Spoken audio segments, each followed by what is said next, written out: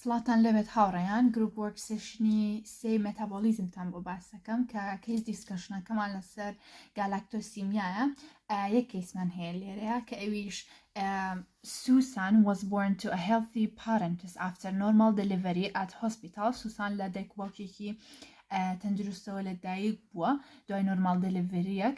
She was breastfed but on the second day she vomited several times. لەسەر شیری دایکی خوارد بەڵام لە دووەم ڕۆژە دەستی کرد بە ڕەشانەوە چەند جارێک. The following day she developed diarrhea. ڕۆژی دوای ئەوە تووشی سکچوون بوو and she lost weight و کێشی لە دەستیە. She continued to be fretful, taking her feeds reluctantly and vomiting frequently. زۆر بە نابەدڵی و ناڕەحەتی خواردنەکەی ئەخوارد یان با بڵێن شیرەکەی ئەخوارد و دوای ئەوە چەند جارێک ڕەشاوەتەوە.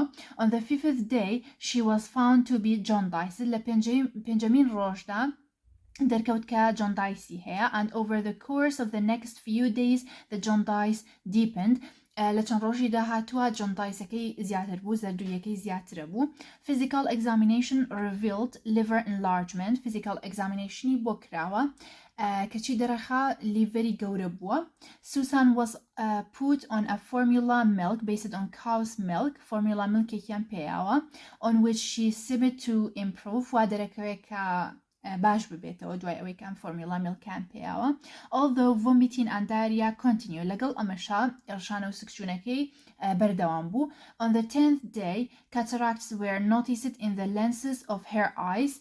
لە دەیەمین ڕۆژان تووشی کاتاراکت بووە لە لێنسی چاویە. The total sugar concentration in her blood was raised.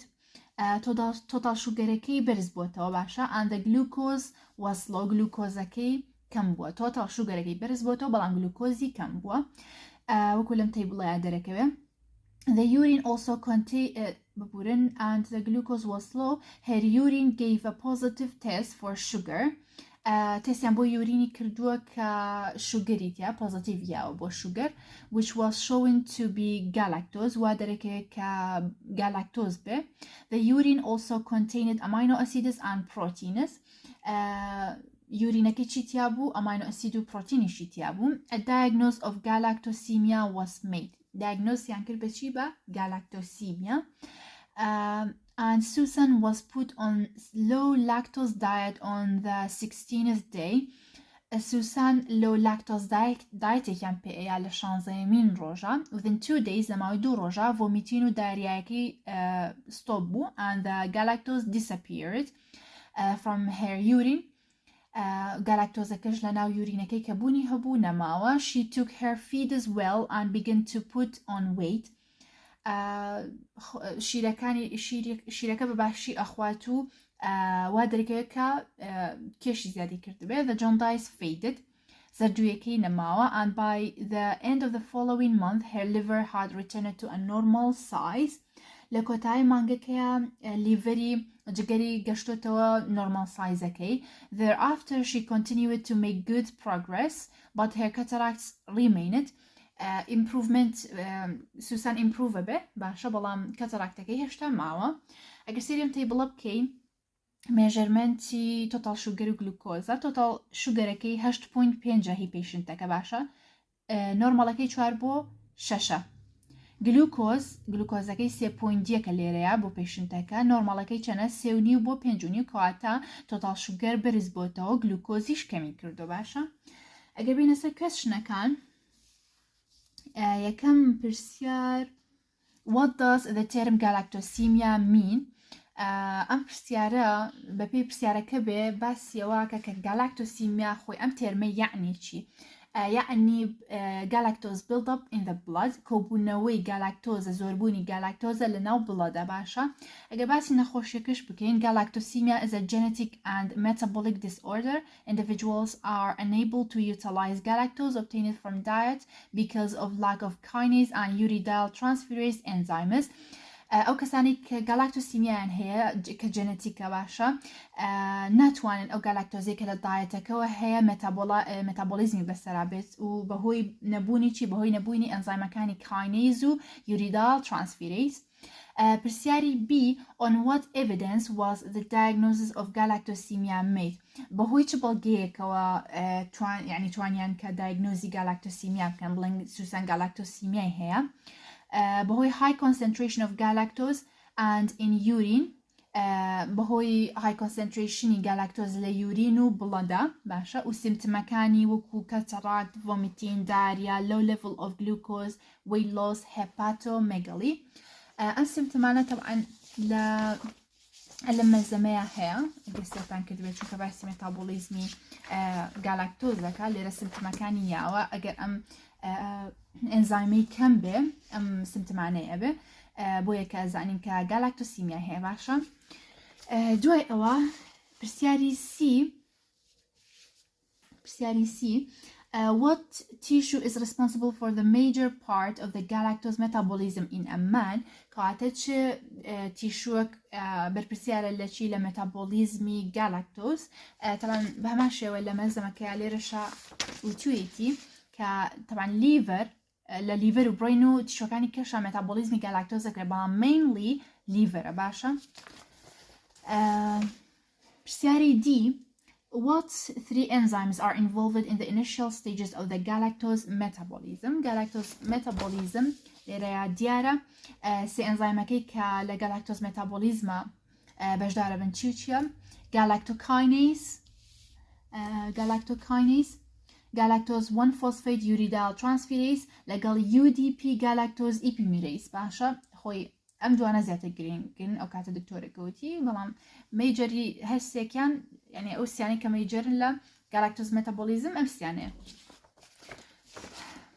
پرسیاری دوای ئەوە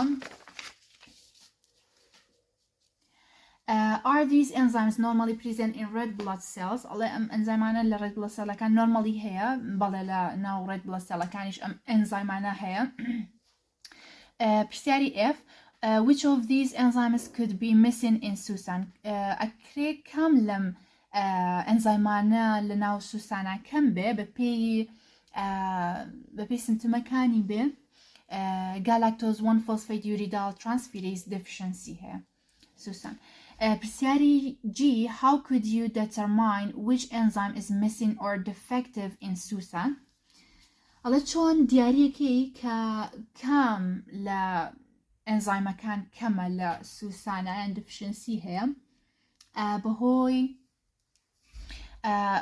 ئەنزایم ئەسەیەکانەوە کە مێژەرمەنتی چی ئەکتیڤیتی ئەنزایمەکانە یان با بڵێن بەهۆی لۆنگ تێرم سیمتمەکانە ساینەکان تەمان ناتوانین بڕی ئەنزایم بپێوین بەڵام ئەکتیڤیتیەکەی مێژەرەکەین باشە is galactose normal constituent of urine خۆی normally هیچ شوگەرێک نییە لە ناو یورینە بۆیە galactose شوگەرە و normally present نییە لە یورینە how could you account for its presence in this patient's urine؟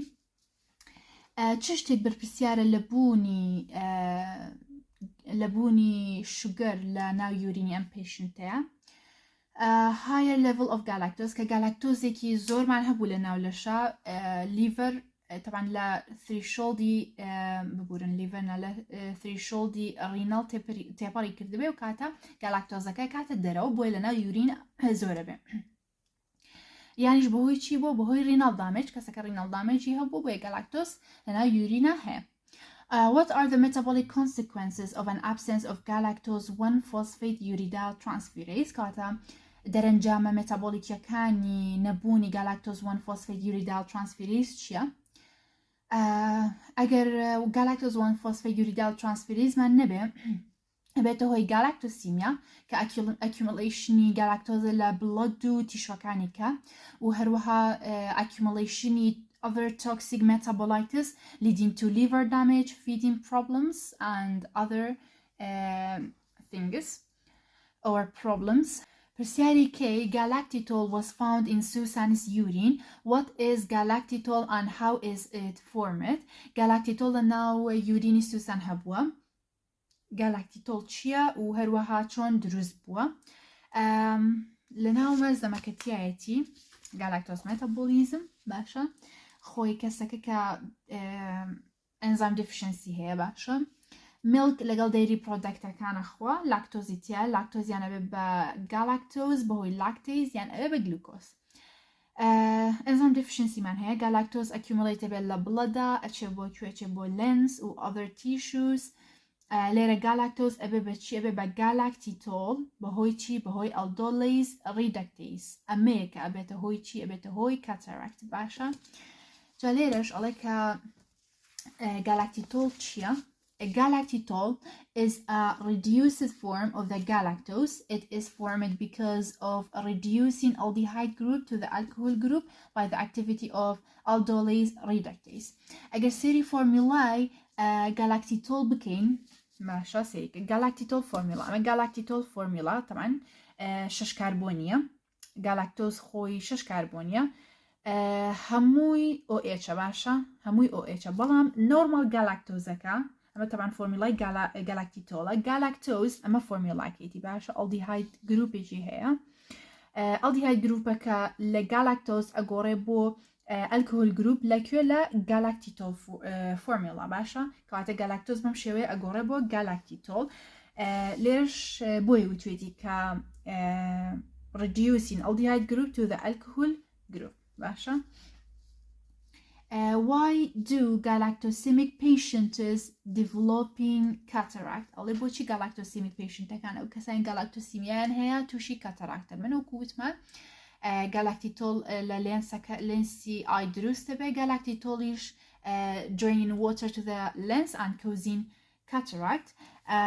أجر مولا مش بخوينينه a single deficiency of these two enzymes involved in the metabolism of galactose cause to cataract by accumulation of galactitol on the lens. Galactitol is a high osmotic alcohol trapped water and cause the swelling the lens of the eyes. وقوتمان galactitol لنا lensi eye cobeto draining water to the lens and causing swelling and cataract. برسياري دوي أوام are the metabolic consequences of an absence of galactokinase similar to those of an absence of galactose 1-phosphate uridyl transferase آیا در انجام متابولیکی کانی نبونی galactokinase وکو galactose 1-phosphate uridyl transferase okay, absence of kinase is relatively rare and characterized by accumulation of galactose in the tissues and cause cataract, while absence of galactose 1-phosphate uridyl transferase is most common and more serious, as both galactose and galactose 1-phosphate accumulate in the tissues and cause many symptoms. طبعا لا pathway كي وكوتمان galactose agora bo galactose 1-phosphate بهوي galactokinase كأما من كمبو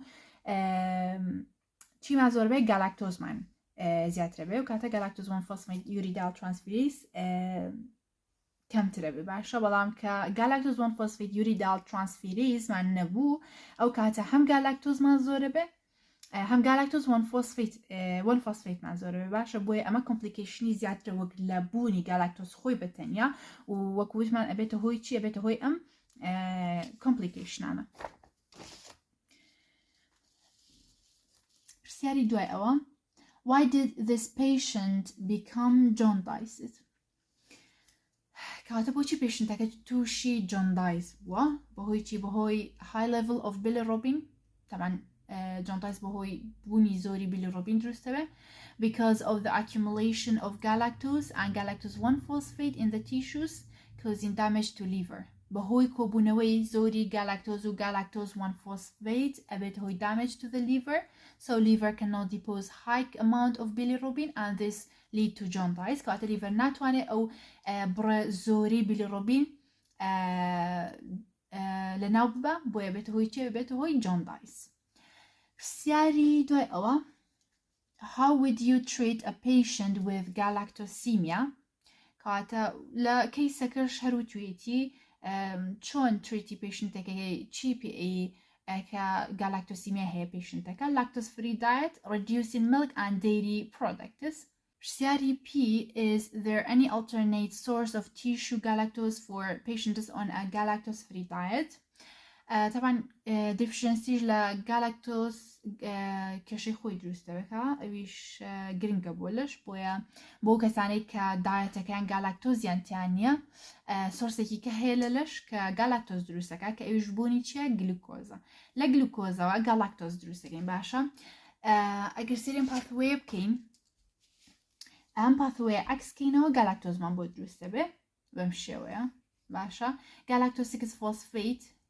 گلوکۆز 1 فۆسفیت ئەبێ بەچێ بە UDP گالاکتۆز بۆ ببوورن UDP گلوکۆز تو UDP گالاکتۆز دوای ئەو بۆ گالاکتۆز 1 فۆسفیت اینجا بۆ گالاکتۆز بەم شێوەیە گالاکتۆز دروستە بێ پرسیاری دوای ئەوە would a mother who is galactosemic be able to produce lactose during lactation ئایا ئەو دایکی کە گالاکتۆسیمیکە ئەتوانێ لاکتۆز دروست بکە لە کاتی لاکتیشن یەس ئەتوانێ بم پاثوەیە وەکو ئەوەی پرسیارەکەی پێشوو کەوتمان گلوکۆزە بە گلوکۆز 6 فۆسفیت دوایەوە بێ بە گلوکۆز 1 فۆسفیت بە UDP گلوکۆز pyrophosphorylase ئەبێ بە UDP گلوکۆز ئەبێ بە UDP گالاکتۆز ئەمە طبعا لما مەمەری سێڵەکان دوای ئەوە UDP galactose converting to lactose by this gene okay بەم شێوەیە مەذەرەکە ئەتوانێت لاکتۆز دروست بکە لە کاتی لاکتیشن ئەمەش کۆتایی 103 بوو هیوادارم سوودی لێ ببین